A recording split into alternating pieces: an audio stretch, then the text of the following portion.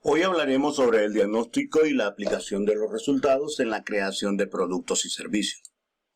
Antes de iniciar nuestra clase, es importante saber de que el diseñador necesita fielmente de la investigación.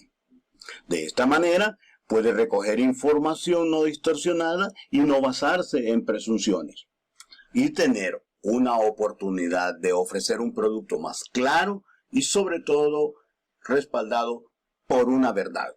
Ese es el principio de la investigación. Pero ¿cómo hemos venido haciendo esta investigación?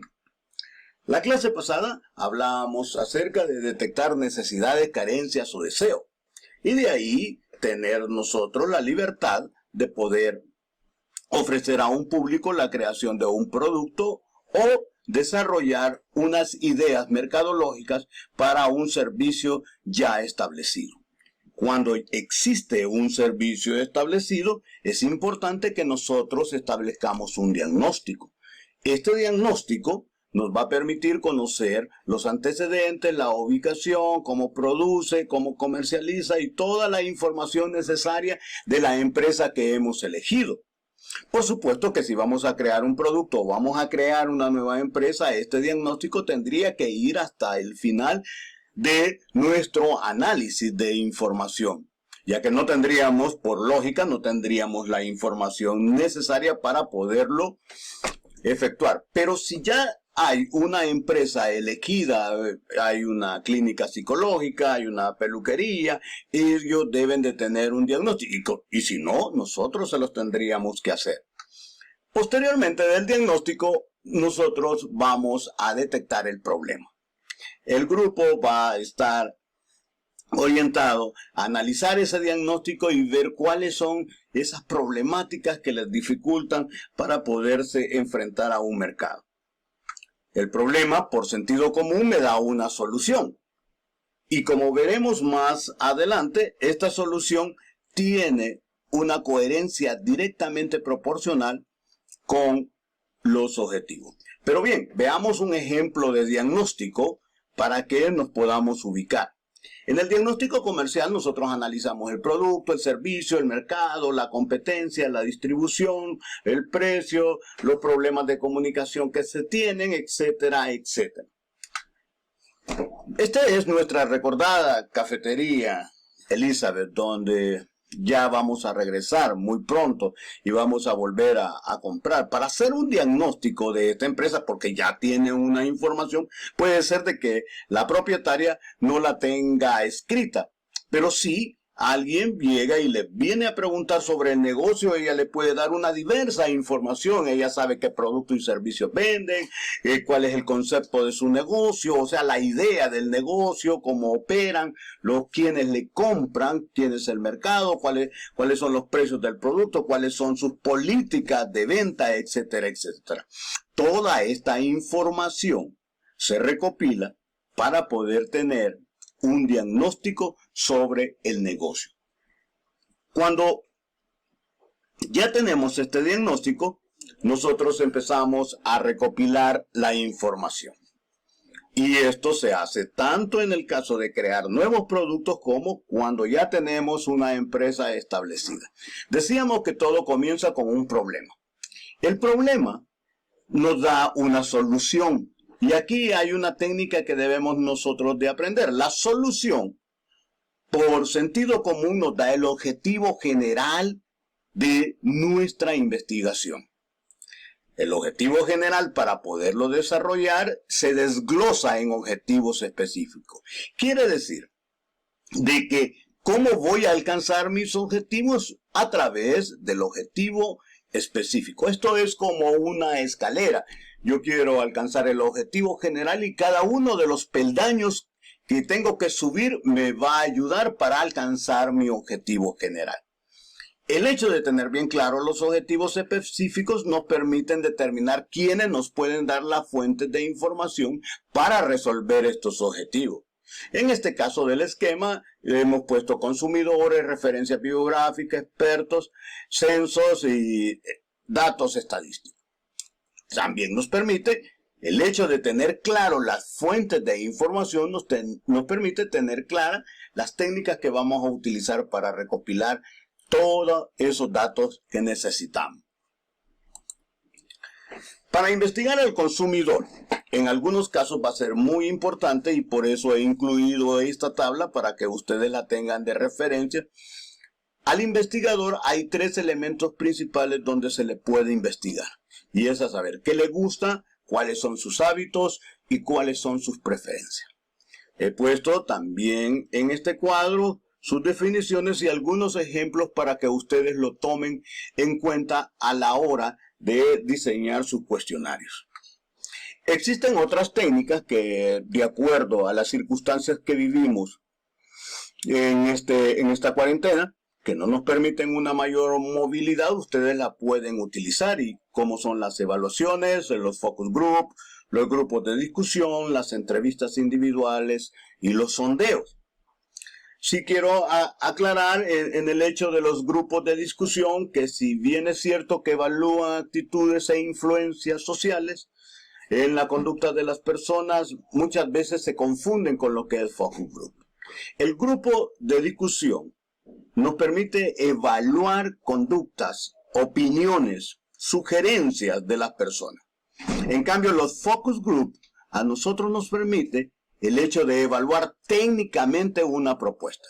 Si yo quiero evaluar mi trabajo técnicamente, lo tengo que hacer a un focus group. La cuestión es el parecido de los términos y sobre todo la metodología que se sigue. Por eso mucha gente lo confunde. Los sondeos son elementos muy rápidos para poder evaluar cierta situación. Ya no se diga una evaluación. Una evaluación generalmente es una forma descriptiva de observar un fenómeno. Pero bien, siguiendo a hablar del grupo de discusión, que es una técnica que podrían utilizar, ya que muchos no van a tener contacto directo con los clientes o sobre todo con las personas interesadas en el producto que se está desarrollando, entonces se puede utilizar esta técnica. Y ustedes lo pueden hacer en línea, y esto se le conoce como foro. Puede basarse en un cuestionario estructurado. Cuando se habla de cuestionario estructurado, como ustedes ya saben, es cuando previamente se establecen las preguntas que nosotros vamos a realizar. Y lo más importante, que el número de participantes puede ser de acuerdo a las conveniencias que tengan ustedes. Porque muchas de las limitaciones que vamos a tener en la investigación deben de ser resueltas, influyen directamente en la técnica de recolección de información. Pero para ello tendrán que elegir ustedes la técnica de recolección más adecuada, planificar el trabajo de campo a través de una metodología, la cual espero que ya esté realizada, y tener un plan B, C, D o muchas alternativas para ponerla en práctica si llega a fallar la que nosotros hemos estipulado. Posteriormente de que recogemos la información, viene el análisis e interpretación de los resultados.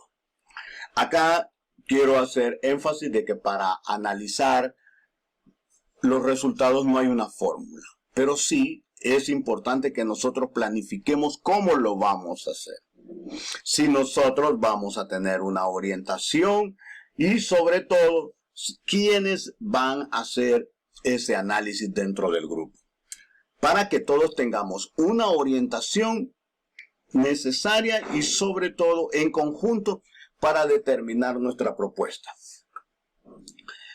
No hay fórmula para poder analizar, pero sí hay un proceso que podemos nosotros retomar para poder darle sentido a la información que hemos recopilado, a través del análisis de la información, de la interpretación y por último de la explicación.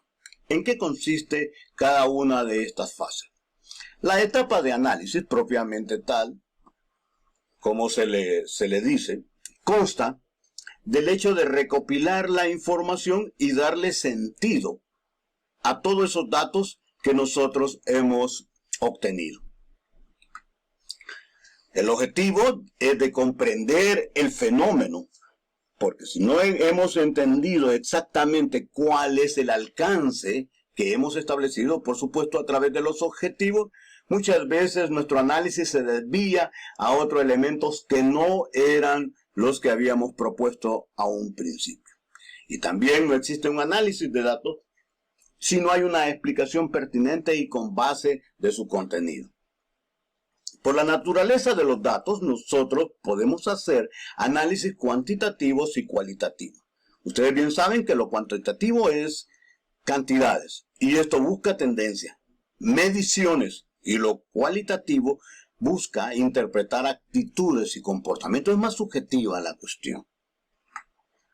La segunda etapa quizás es la más dificultosa, pero es la más importante, y es el hecho de qué significación le doy a los resultados.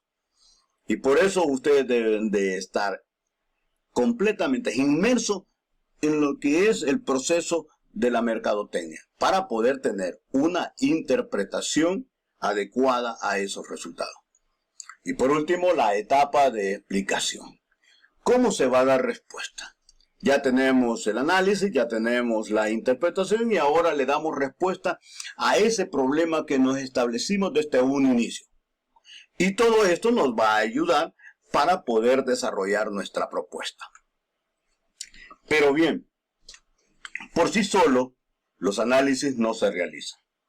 Hay mucho involucramiento de pensamiento. Hay mucho involucramiento en el proyecto. Mucha gente que no está involucrada en los procesos de investigación no tiene la capacidad para poder analizar una información. Porque la interpretación y la explicación dependerá de mucho tiempo y por mucho tiempo de la interpretación y la reflexión crítica del investigador.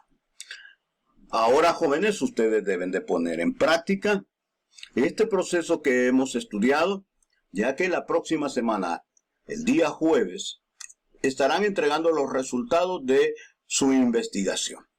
Suerte y a trabajar.